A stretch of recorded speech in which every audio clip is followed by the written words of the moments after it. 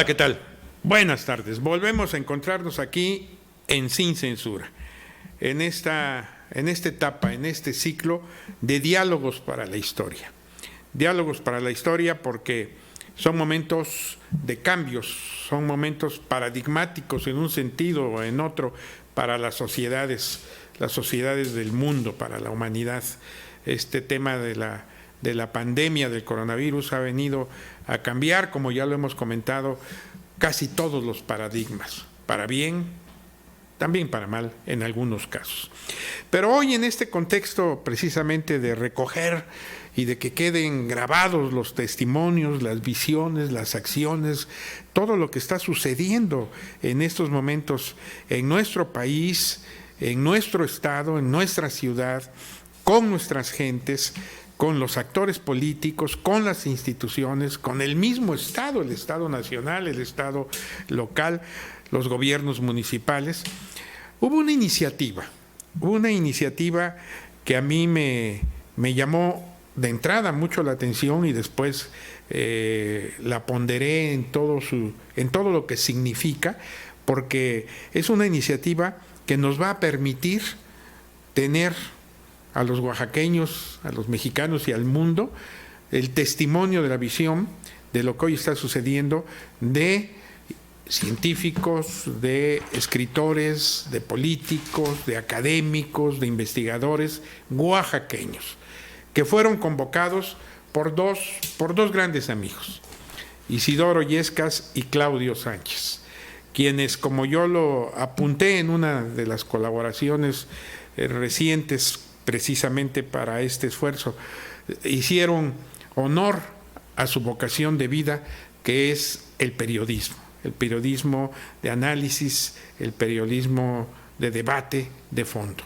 Y en ese contexto me complace hoy presentar y recibir en Sin Censura a mi amigo, a mi hermano de muchas batallas, Isidoro Illescas. Isidoro, qué gusto. Raúl, buen día o buenas tardes, y pues gracias por la invitación nuevamente aquí para reencontrarnos con nuestro auditorio, con los oaxaqueños, claro, en este momento tan difícil que vivimos, pues no solo los oaxaqueños, sino todos los mexicanos. Sí, complejos, tiempos complejos. Ya lo analizábamos hace 2 días con el amigo Adrián Ortiz, donde también platicábamos sobre todos estos temas, pero en particular hoy yo quiero que nos platiques, que nos hagas un detallado, el recorrer de cómo surgen Cuadernos de la Pandemia, y sobre todo también es muy importante conocer la opinión, a grandes rasgos por supuesto, de quienes participan, cómo participan, las visiones que has encontrado, porque entiendo que tú y Claudio, que son los creadores de esta iniciativa, pues juegan un papel determinante, y en particular a ti te toca, pues diríamos, el ser el receptor de todas las colaboraciones de quienes hemos sido invitados, y me gustaría que nos hicieras una pequeña introducción de cómo surge, que ya lo hemos comentado también en un programa pasado, pero vale la pena repetirlo, y entrar de lleno al concepto y al contenido, si eres tan amable. Gracias, Raúl. Pues mira, surge o nace el proyecto en la primera semana de abril, ¿no? Mi mes, digo, porque en ese mes nací. En ese mes naciste. Y este confinamiento, por supuesto que ha pegado muy fuerte a la economía de todos los mexicanos, pero también tiene sus partes positivas. Claro. Y la parte positiva es que a muchos, sobre todo a quienes estamos en el medio periodístico y académico, nos ha obligado a desde reorganizar biblioteca y archivos hasta repensar temas de investigación, de análisis. Y esto fue lo que me llevó en primer momento a pensar en un libro sobre la pandemia y sus efectos a nivel de salud pública, en lo social, en lo económico y en la propia vida familiar de los oaxaqueños. Pensaba en un libro, inclusive ya hasta el título estaba pensado, no era Oaxaca en los tiempos del coronavirus. Claro. Y bueno, diseñé la estructura del libro, los capítulos, los temas, y como la segunda parte era tan importante como la primera, Me refiero a la edición, ¿no? Edición digital. Desde un principio sí lo pensé de esa manera porque finalmente es el medio más eficaz ahora para comunicarnos con la gente. Y los costos de impresión, tiempos y todo. Alto, sí. Y entonces le llamé a Claudio Sánchez Islas, gran amigo, editor, periodista y director de Carteles Editores. Y entonces le propuse la idea del libro. Le digo, oye, apóyanos con la edición, con el diseño, portada, todo lo que implica este trabajo editorial. Ya tengo más o menos mi relación de colaboradores, temas para analizar, echémoslo a andar así en la coyuntura del coronavirus y hay que empezar a trabajar rápido. Y me dice, me gusta la idea, vayamos caminando en ese sentido, pero te propongo que mejor le demos un poco la vuelta, no escribamos un solo libro, sino una revista y con un enfoque más periodístico, para que nos lea el mayor número de gentes. Entonces manejémoslo como una revista y ahí te va el nombre, ¿no? Cuadernos de la Pandemia. Que le va al tiro, porque además me he enterado a partir de un artículo que en este número 3 escribe Cintia Fuentes, una colaboradora espontánea, pero que tiene su carrera ahí como estudiosa de la literatura. Hace un recuento en este número 3, y precisamente lo ubicamos en la parte de la presentación, de los antecedentes de otras experiencias que se empezaron a dar. Revista de la UNAM editó una serie que se llama Cuadernos de la Pandemia, pero más a lo académico, ¿sí? Digamos, claro. Esa hace la diferencia con lo nuestro. Sí. Luego, obviamente, lo que ya es muy conocido, las famosas sopas de Wuhan, que son grupos de filósofos, fundamentalmente, que publican, que recopilaron en un libro, un editor recopiló lo que ya estaba publicado. Bueno, entonces... No es inédito, ya es una recopilación. Y luego me entero... Válida, pero es claro, vale. Y me entero también de que una experiencia similar a la nuestra, que nació también más o menos en abril, Cuadernos de la Pandemia, lanzó su primer número en la primera quincena de abril. Más o menos en esas fechas, un poco antes, desconozco quién impulsó un proyecto vía Facebook que se llama Reflexiones del Encierro. Déjame ver aquí exactamente el nombre de la publicación. No está. Pero bueno, más o menos en ese sentido va, Reflexiones del Encierro, algo así, ¿no? Pero ahí básicamente son Crónicas del Encierro, se llama, perdón.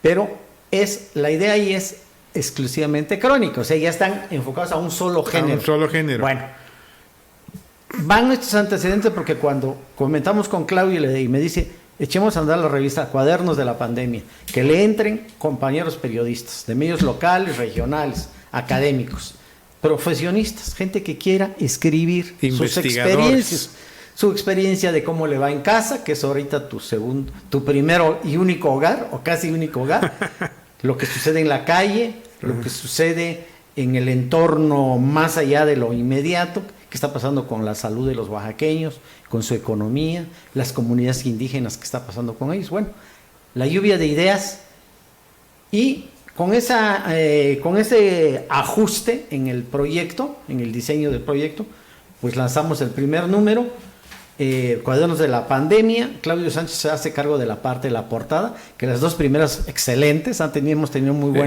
buenos comentarios de las dos portadas. La primera, donde aparece, a ver si tienen aquí tus colegas ahí, la portada de Cuadernos de la Pandemia. El número 1, Juárez, ¿no? Con su cubrebocas, que es una foto de un grafitero en una pared en Oaxaca, X. Fíjate. Sí, la tomaron, la armaron el diseño y ahí quedó. La segunda portada también salió extraordinaria, que es el Batman, que dice quédate en casa, ¿no? Con una pistola. Es también de un grafitero, bueno, pero ya ahí todo el trabajo de diseño lo hace más atractivo. Claro.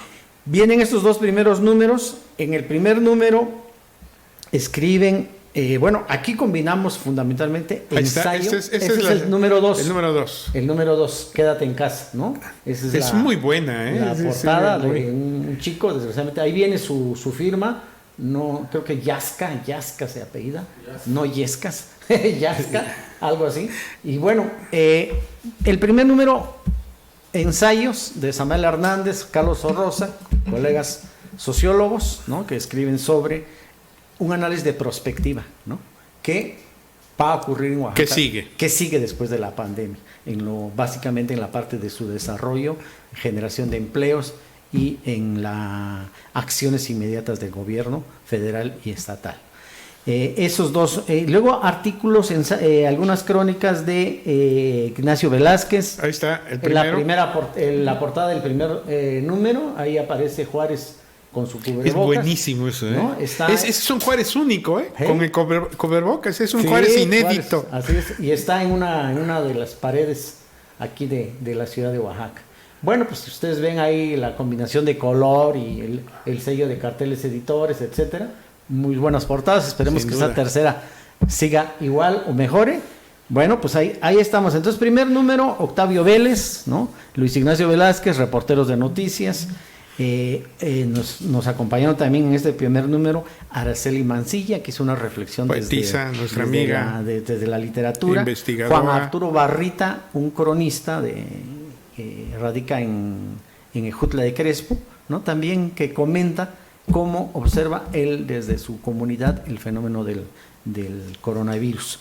Yo escribí en este primer número sobre el tema de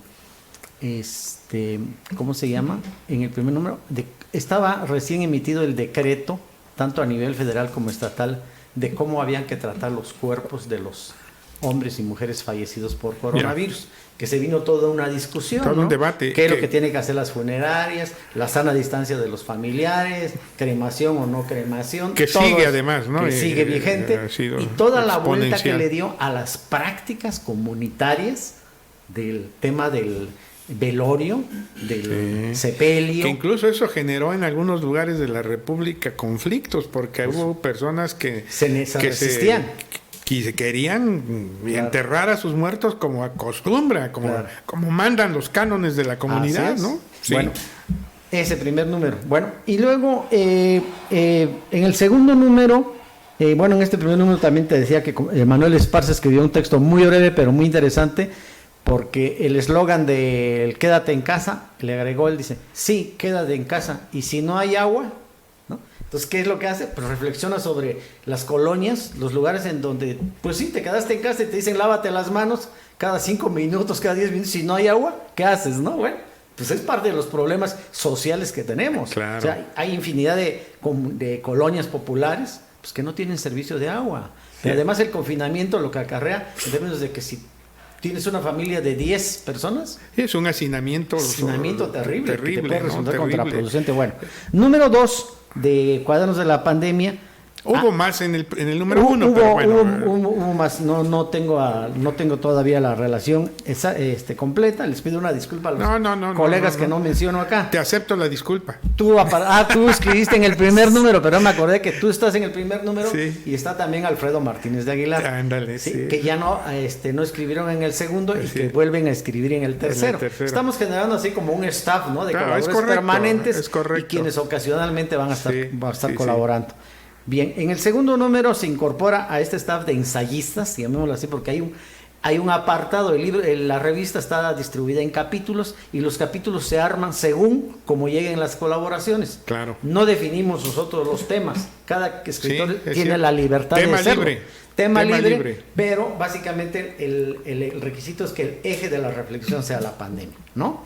Y viene en el segundo número una reflexión de Adán Córdoba sobre cómo abordar el tema de la rendición de cuentas. Él propone un libro blanco, así como lo hace el INE, los órganos electorales, para que rindan cuentas los gobiernos federal, estatales y municipales sobre los recursos públicos que se están manejando, sí, porque se están manejando recursos públicos. Toda la publicidad que uno ve en televisión, escucha en radio o lo ve en los medios impresos, pues es publicidad, son recursos públicos que están, pero también hay que ver todo el tema de los hospitales, los grandes contratos, pues ahí está el de Bartlett, ¿no? Que generó tanta polémica. Bueno, es parte del recurso público del cual se tiene que lo de Bartlett además fue en un momento pues muy desafortunado. Bueno, ahí viene Adán Córdoba y Samael Hernández reflexiona sobre una propuesta interesante que hace la Iglesia Católica sobre crear una especie de redes de solidaridad. Así le llaman, redes de solidaridad, que lo están haciendo a nivel nacional. La Iglesia Católica en su vertiente jesuita. Los jesuitas. Oye, el Papa es jesuita, ¿no? Paco es jesuita. El Papa es jesuita. Y luego, en este tercer número, por cierto, me lo salto rápidamente por lo siguiente, porque un colega periodista que no es católico, pues él mismo lo dice, que es de una religión diferente, es cristiano, Porfirio Flores, debate sobre esa propuesta que hace la Iglesia, ¿no? Dice, bueno, pues no es nada más la Iglesia Católica, las otras iglesias también estamos en confinamiento, estamos sufriendo los efectos de la pandemia, y bueno, ahí viene un debate interesante en este número 3. Y Carlos Orroza continúa con esta reflexión de propuestas vistos hacia la conclusión del sexenio y el nuevo sexenio. ¿Qué propuestas pueden recuperar los partidos políticos, los legisladores, los gobernantes para que Oaxaca no tenga una mayor crisis que la que ya tiene en lo social y en lo económico? Viene una parte que ya creo que va a quedar así como permanente, que es de crónicas, que básicamente son colegas periodistas, ¿no? Ahí incluimos nuevamente tu texto de Conversaciones con Garganta Abismal, un texto en el número 3, perdón, pero en el 2, sí. Escribimos en esta parte Cipriano Flores y yo sobre la experiencia de los pueblos indígenas de la Sierra Norte, todo lo que comentamos con otros colegas, y que están generando un liderazgo, fíjate, un liderazgo que no lo están haciendo ni los partidos, ni los líderes de las organizaciones sociales, ni los líderes sindicales, ni los legisladores, ni el propio Estado. El propio jefe del Poder Ejecutivo se quiso abrogar esa virtud de los pueblos, y pues no. Ya le demostraron ellos que lo mismo dijeron, sí nos vamos a organizar, sí vamos a generar nuestras barricadas para cuidarnos del coronavirus, pero también cuando el gobierno federal anuncia la nueva normalidad, los mismos pueblos dicen no a la nueva normalidad, porque esto va a resultar peor, el remedio va a resultar peor que la enfermedad. Bien, y luego vienen 2 reflexiones sobre Tlacolula, todo el problema de Tlacolula con su mercado, con la falta de orden ahí por parte del presidente municipal, un texto de Guadalupe Ríos sobre Juchitán también, toda la parte de confinamiento, de la falta de respeto a las sanas distancias, sus fiestas, o sea, todo el relajo que pues, por supuesto le está pegando ahora, ¿no? Le está pegando duro porque no hubo respeto al confinamiento ni a la sana distancia, ni mucho menos al uso de cubrebocas. Nuevamente escribe ahí Juan Arturo Barrita, Rogelio Vargas Garfias, activista muy conocido de la sección 22, que ya escribió en el primer número, escribe en el segundo, escribe en este tercero. Él básicamente ha hecho reflexiones desde el magisterio, cómo se ve cómo se ve y cómo se sufre, ¿no? Y cómo se capotea el tema de la pandemia desde la base magisterial y desde las dirigencias. Sí, y que además ese es un tema fundamental, porque estaba yo viendo una de las infografías que luego presentamos en Regeneración, y a propósito del Día del Maestro, que también recién se celebró, entre comillas, y bueno, dentro del magisterio, el mayor número de profesores son mujeres, es decir, en el magisterio más del 70% son mujeres. Así es. No sé si tenías esa estadística, sí. Pero es muy interesante. Bueno, es ¿no? que en términos generales, o sea, la población oaxaqueña prevalece el sector un 3-4% más que los hombres, ¿no? Sí, bueno, eso es en cuanto a población general, pero el propio padrón electoral, más mujeres que esta estadística es nacional, es decir, a nivel nacional son muchas, pero muchos más el porcentaje de mujeres maestras que de hombres. Ahora, a propósito de eso que dices, en esta idea de la pluralidad de cuadernos de la pandemia, nosotros también estamos intentando digo porque no hemos logrado, que colaboren el mayor número de mujeres. Y ahí vamos, Algunas las invitamos, otras porque ya han leído, les ha gustado el proyecto y nos envían sus colaboradores. Araceli Mancilla en este número 3 nos obsequia un poema extraordinario sobre la pandemia, Y en el primer número, perdón, a propósito de mujeres, se me olvidó mencionar a Lupita Thomas. Exacto, Lupita Thomas escribió, sí, además de Guadalupe Ríos. En este tercer número vuelve a escribir Guadalupe Thomas, Araceli Mancilla, Cintia Fuentes, ¿no? Ya se incorporan. Rogelio Vargas, a propósito, en el número 2 escribe un homenaje a Óscar Chávez, ¿no? Una crónica muy bonita sobre Óscar Chávez, que murió de coronavirus. Supongo que tú también te asumes como Caifán, ¿no? Me asumo como Caifán. Yo más bien escuché y me gustó mucho la música de Óscar Chávez. No me asumí como Caifán. Lo digo por la película que lo hizo famoso. Sí, con la hizo, ¿no? Pero fíjate que yo vi la película hasta ahora que falleció Óscar Chávez. No la había visto, la verdad. ¿En serio? Pues yo escuché a Óscar Chávez en la década de los 70. En su tiempo fue famosísima esa película. Es una película donde actúa Enrique Álvarez Félix y Yulisa, ¿no? Sí. Que son una pareja que se va de parranda con los Caifanes. Pero ¿no? La verdad te digo que cuando falleció Óscar Chávez, por cierto, en Twitter, en Facebook, leía el Caifán, se fue el Caifán mayor. Yo, ¿qué es esto? ¿No? Ya, pues a investigar y ya después, no, pues es una película. Oye, ¿no? Fíjate que ese no lo leí, casi yo estaba leyendo los textos. No, y además lo interesante lo interesante de su artículo es que él hace la crónica homenaje a Óscar Chávez. Y en algunos párrafos te conecta un link para sus canciones más conocidas. Por ti. Eso. ¿No? Por ti yo dejé de pensar en el mal. O la niña de Guatemala. La niña de Guatemala, o la que le dedica al Che, ¿no? Exacto. Comandante Che Guevara. Ahí vamos. Entonces, así viene el número 2. Y en el 3 repiten, te decía, Lupita Thomas, Alfredo Martínez, Rogelio Vargas, otra vez. Claudio Sánchez, que también reflexiona sobre el tema de la necesidad de que una de las grandes prioridades de los gobiernos es generar empleo. Esa parte es muy importante. Pero va a ser fundamental pasando esta etapa. Yo también reflexiono sobre esta nueva normalidad con una pregunta básica, ¿no? Nueva normalidad en odres viejos, ¿no? Así es el título de mi artículo, para comentar qué fue en el pasado Oaxaca. ¿Y qué es lo que estamos viviendo ahora? ¿Cuáles fueron las viejas prácticas de organizaciones sociales, partidos políticos, gobiernos? ¿Y qué esperamos? ¿Qué esperamos después de la pandemia o en esta fase final ascendente y crítica de la pandemia de estos actores políticos? Juan Pérez Audelo también lo invitamos, se incorpora, ahora sí él entra por vez primera en este número 3. Excelente, Juanito. ¿No? Juan Pérez Audelo.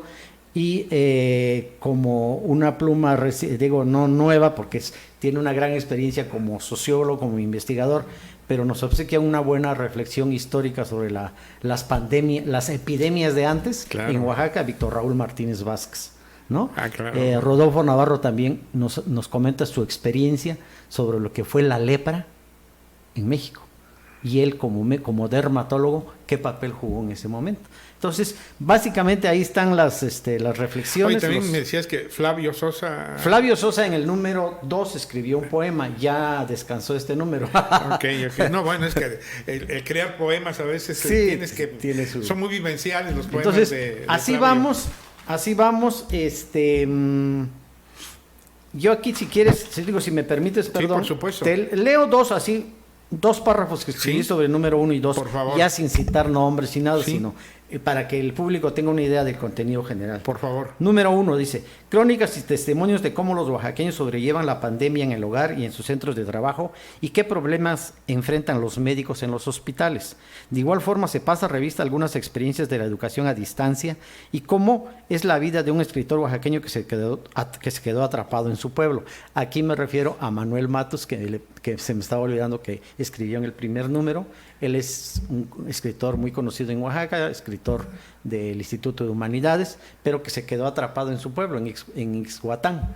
Y desde ahí comenta su encierro. Se cierra con 2 ensayos de prospectiva para analizar bajo qué condiciones de pobreza, marginación y abandono oficial ingresa Oaxaca a la contingencia sanitaria y qué alternativas desde el gobierno y la sociedad debieran impulsarse en este periodo y una vez que se levante la contingencia. Número 1, términos generales. Número 2, Se le da continuidad al análisis de la realidad social y económica de Oaxaca, con 3 ensayos que le dan cuerpo al primer capítulo de la revista.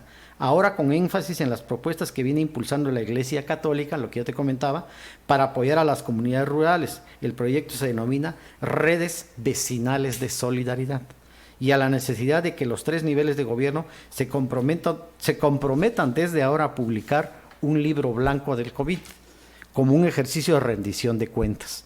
Iniciamos también un recorrido por las regiones de Oaxaca, Valles Centrales, Istmo y Sierra Norte, que son los artículos que ya te comentaba, para comentar cómo se organizan o se rebelan frente a la pandemia los habitantes de los municipios. Y cerramos con textos relacionados con la precaria situación de los trabajadores de la construcción. Es un artículo muy interesante de Prometeo Sánchez, él es arquitecto, pero también escribe, ¿no? Está en crisis, escritor, está en crisis. Y la publicación del poema Semanario de la Peste de Flavio Sosa. Muy bien. Pues así está el proyecto. Estamos invitando en cada número a nuevas plumas, a nuevos oaxaqueños o no oaxaqueños que quieran comentar, que estén interesados en comentar lo que está ocurriendo en su entorno, ¿no? Desde la costa, nos falta saber qué está pasando en la costa. De hecho, Omar Gasga nos ofreció para el siguiente número colaborar. Excelente. Que él es periodista y tiene un papel muy preponderante en la zona, como en la costa, en Huatulco, como comunicador, y Tuxtepec, que es una zona también pesadísima, digo, no solo por todos los daños que está causando el crimen organizado. Está terrible, parece que en esa zona. Oye, y en este tercer número, ¿cómo lo definirías? Como una continuidad también de los conceptos que se están planteando en los hay primeros, líneas, ¿no?, de continuidad, claro, hay líneas de continuidad, sobre todo porque no se pierde la idea de que tenemos que ser propositivos, o sea, tenemos que ejercer la crítica, porque es el papel del periodista, del analítico, del analista político, del que coloca un tema y dice, pues yo lo estoy viviendo así. ¿Qué hace el Estado o qué no hace? Bueno, pero también recrear las habilidades de cada oaxaqueño, el que es escritor, el que es poeta, el que es fotógrafo, ¿no? Porque oye, ¿no han metido una sección de fotografía? Claro, vamos a incluir una sección de fotografía. Y a lo mejor también una de caricatura. Ojalá hay pudiera, buenos caricaturistas claro. en y estamos Oaxaca, pensando hasta de videos breves. ¿Sí? Ya sería, bueno, no sé, está bien. Todo lo que sea positivo es bueno, claro, pero y es más complejo. Pero pensando en lo que hasta donde vamos, ya hay fotografía. Okay. El primer número, hubo 2 fotografías, una de David Yescas y otra de, se me fue. En la segunda, se publicó un sello fotográfico de Félix Reyes, fotógrafo oaxaqueño. Sí. Y en este tercero, Claudio Sánchez nos va a obsequiar un ensayo fotográfico.